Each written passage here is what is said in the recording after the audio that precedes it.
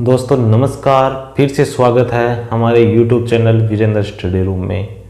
हमने राज्य की राजनीति पढ़ रहे थे उसमें हम राज्यपाल टॉपिक हमने कर लिया था, मुख्यमंत्री हमने पढ़ लिया था और मंत्रिपरिषद हमने पढ़ लिया था। आज हम पढ़ेंगे महाधिवक्ता। क्या पढ़ेंगे?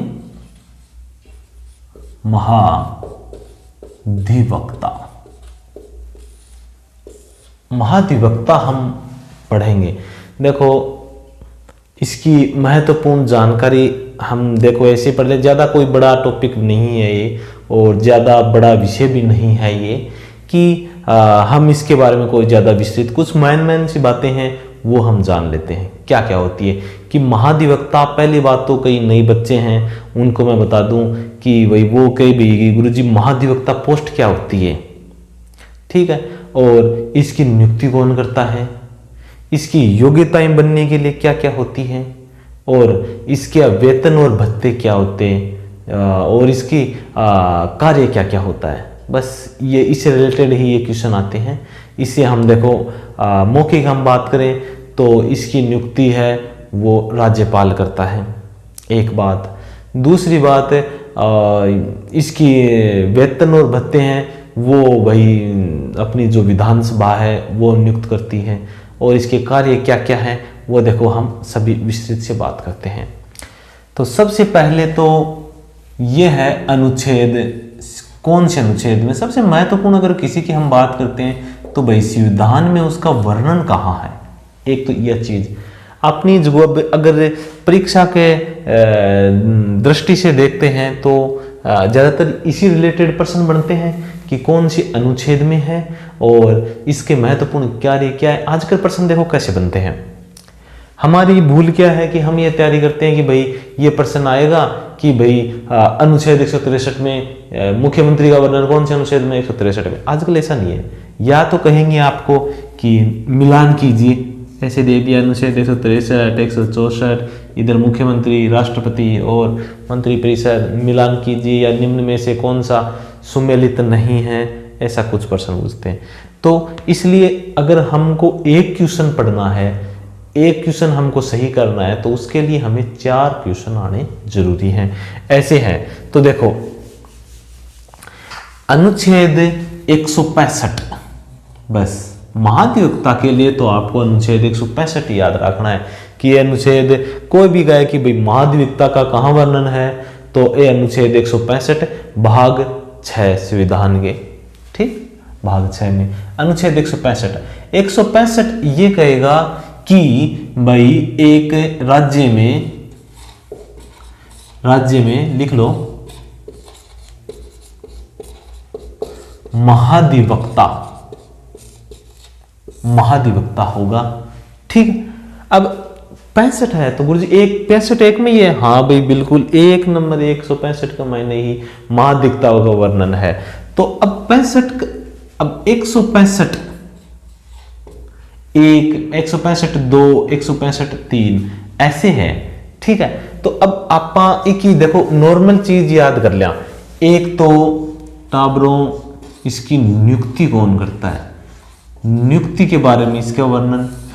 एक, इसकी योग्यताएं क्या क्या होती है। नंबर 2, इसकी पद की शपथ कौन दिलाता है, शपथ हो या नियुक्ति हो, या फिर इसके कार्य क्या क्या हैं। देखो, इसकी नियुक्ति के बारे में हम पढ़ते हैं तो इसकी नियुक्ति के लिए क्या, इसकी नियुक्ति कौन करता है, इसकी नियुक्ति करता है राज्यपाल। इसकी नियुक्ति कौन करता है, राज्यपाल इसकी नियुक्ति करता है। लेकिन तो राज्यपाल तो हमने थे गुरुजी पहले कह के गया कि राज्यपाल तो नामात्र की कार्यपालिका है, सगड़ा काम तो मंत्रिपरिषद करे। बिल्कुल, ये राज्यपाल है, ये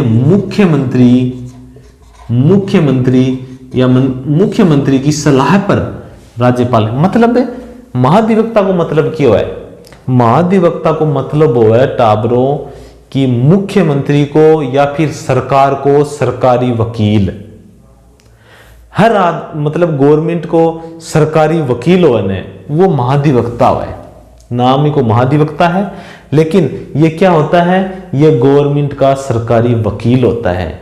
अगर हम गवर्नमेंट के खिलाफ कोई याचिका लगा देते हैं या गवर्नमेंट के खिलाफ हम कोई प्रकरण दर्ज करा देते हैं तो एक लड़ाई कौन लड़ाए, महाधिवक्ता लड़ता है।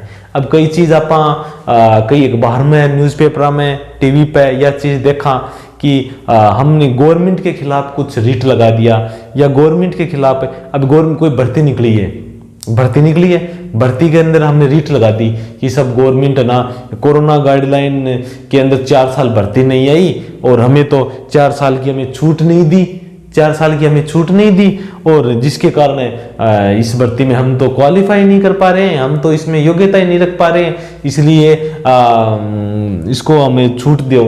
तो हम कोर्ट में, हाई कोर्ट में रिट लगा दी। ठीक है, तो इस रिट के खिलाफ मतलब गवर्नमेंट के पक्ष में कौन लड़ेगा, महाधिवक्ता लड़ेगा। ठीक है, ये गवर्नमेंट का वकील है। ठीक है, इसके लिए टाबरों कोई अपने बाया चीज को नहीं है, कोई चुनाव लड़ने की जरूरत को नहीं है।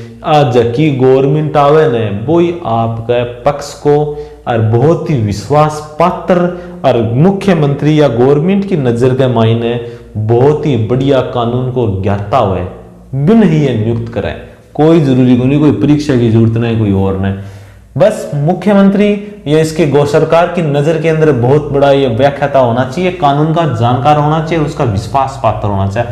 जब मुख्यमंत्री कहो राज्यपाल ने कि भाई थे ने मैं वो फलानी आदमी है, इन्हें आप महाधिवक्ता नियुक्त कर दो, तो राज्यपाल इसकी नियुक्ति करेगा।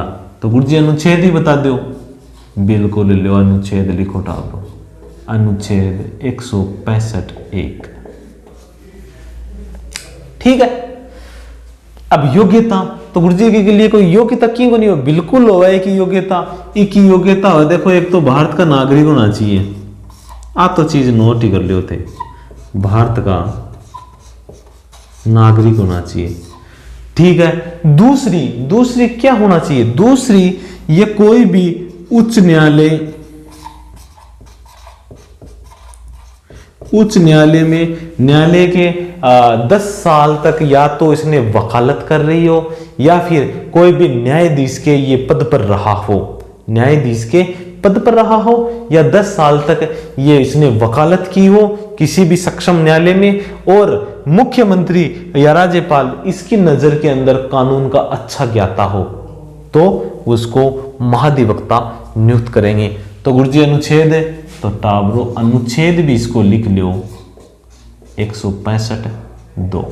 देखो, कई बार एक क्वेश्चन आया था कि इसमें सब इंस्पेक्टर के अंदर आया था, तो इसमें क्या प्रश्न था, ये प्रश्न था कि महाधिवक्ता से संबंधित योग्यता से संबंधित कौन सा अनुच्छेद है, तो बिगमान दे दिया अनुच्छेद 165(1), 165(2), 165(3), 165(4).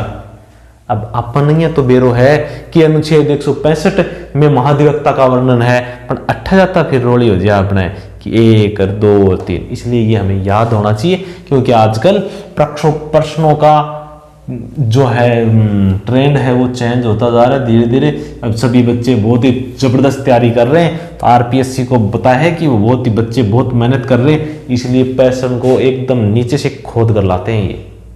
ठीक है, लेकिन हम भी इसी से आरपीएससी से कम नहीं है, सभी इतना ही अंदर से सब कुछ पढ़ेंगे। ठीक है, योग्यता। अब पद की शपथ है, तो शपथ भाई राज्यपाल ने नियुक्ति करता है, तो ये शपथ वगैरह दिला देता है ये, लेकिन ये इसके पद की जो भारत का नागरिक होना चाहिए, और इसके वेतन है, रिपड़ा की बात कर ले तो गुरुजी ने रिपिया संविधान में तो कोई वर्णन नहीं को वेतन कितना होगो, तो 165(3) का मायने एक रिपड़ा को है, तो रिपिया कितना देगा, तो रिपिया नियुक्ति कौन करे, मुख्यमंत्री। तो जो विधानमंडल मुख्यमंत्री यानी राज्यपाल जितना ये नियुक्त करते हैं, जितना ये वर्णन करते हैं, जितना ये चाहते हैं, उस हिसाब से ये उसके वेतन की बात करते हैं, क्योंकि इसका तो ये वकील है, सरकारी वकील है, ये तो सरकार का वकील है। अब गुरुजी को काम किए हुए थे तो वकील तो बता दिए। अभी का वकील का कार्य क्या क्या है, देखो, एक तो ये राज्यपाल को और मुख्यमंत्री को सलाह देता है, किससे?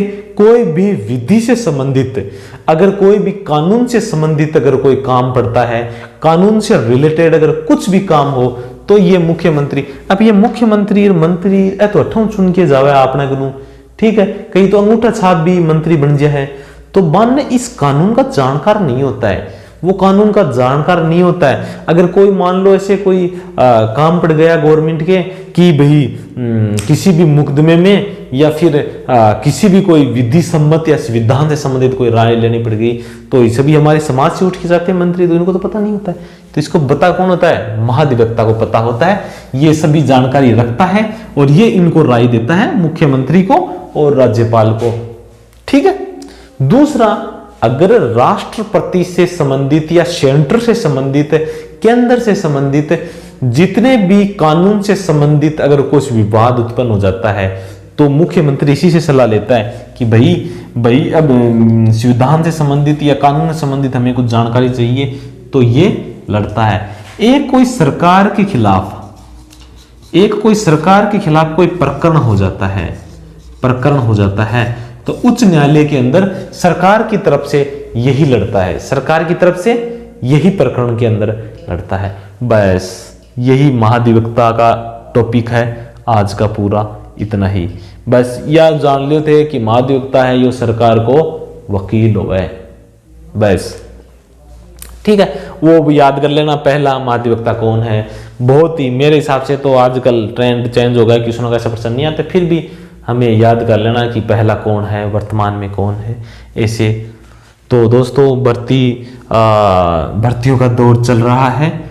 वर्तमान में एसएससी जीडी की भी बहुत ही जबरदस्त वैकेंसी निकली है और सीईटी की भी अब जल्द ही एग्जाम होने वाली है, जनवरी फरवरी के अंदर जल्द ही एग्जाम होने वाली है और अनेक भर्तियों का पिटारा निकला हुआ है। बहुत ज़बरदस्त आपको मेहनत करनी है। एक क्या है कि कोई तैयारी करने के लिए ना, कोई भी तैयारी करने के लिए किसी न किसी वो आदमी के अंदर गुस्सा होना बहुत ज़रूरी है। हम तैयारी करने लग जाते हैं, कोई भर्ती आती है तो बस अब तेरा भाई तैयारी करेगा ज़बरदस्त बैठ के, 5 दिन तो जोश रहता है, 5 दिन के बाद जोश गायब, किताबें रख देता है शायद। ऐसा नहीं होना चाहिए, मतलब आदमी के अंदर बहुत ही जबरदस्त गुस्सा होना चाहिए आदमी कि ऐसे गुस्सा नहीं किसी के कोई लड़ाई झगड़ा करता फिरे, ऐसा नहीं, नौकरी के प्रति जुनून होना चाहिए। इसलिए मन में एक गुस्से को पाल के रखिए, उसको ठंडा मत होने दीजिए। दोस्तों नमस्कार, फिर अगली क्लास के अंदर मिलते हैं। जय हिंद।